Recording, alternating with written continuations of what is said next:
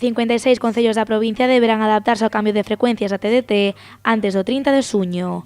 Este asuste prodúcese polo coñecido como segundo dividendo digital, o cal permitirá o despregamento de redes 5G.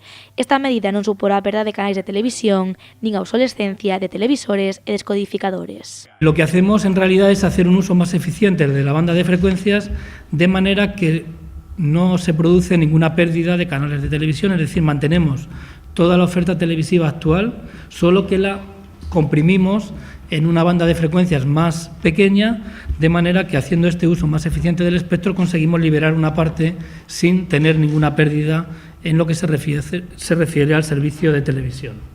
Na provincia, o cambio de frecuencias a TDT xa entrou en funcionamento pasado 20 de xaneiro e a el deberán adaptarse case 1 millón de persoas. En Galicia, as canles afectadas serán as de Televisión Española e as da Televisión de Galicia. Para tratar de reducir o impacto que esta medida terá na cidadanía, realizaránse emisións simultáneas. El objetivo del proceso es que los ciudadanos en ningún momento pierdan la recepción de ningún canal de televisión. Para ello lo que hacemos es comenzar a emitir las nuevas frecuencias durante un tiempo manteniendo las frecuencias antiguas. Durante este tiempo de convivencia de las frecuencias antiguas y de las nuevas, los ciudadanos pueden adaptar las instalaciones de recepción de televisión de los edificios de manera que cuando se apaga la antigua ya están recibiendo la nueva y en ningún momento tienen pérdida de recepción de ninguno de los canales. Para adaptarse ao novo sistema, os que residan en vivendas unifamiliares solamente deberán resintonizar os receptores ao final do proceso.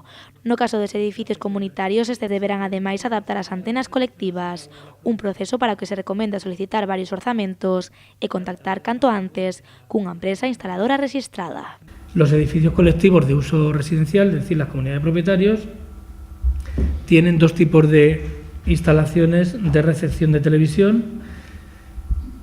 Pueden ser una central programable en la que se programan las diferentes frecuencias que se reciben y, por lo tanto, si cambiamos alguna de ellas, hay que reprogramarla para que reciban las nuevas y desprogramar la antigua.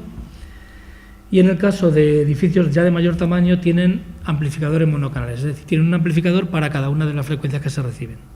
Si cambiamos alguna de estas frecuencias, hay que sustituir el amplificador de la frecuencia antigua por el amplificador de la frecuencia nueva que va a permanecer. Co obxectivo de minimizar o impacto deste proceso, o Consello de Ministros aprobou a concesión directa de subvencións ás comunidades de propietarios afectadas. A contía das axudas irá dende os 104 euros ata os 677.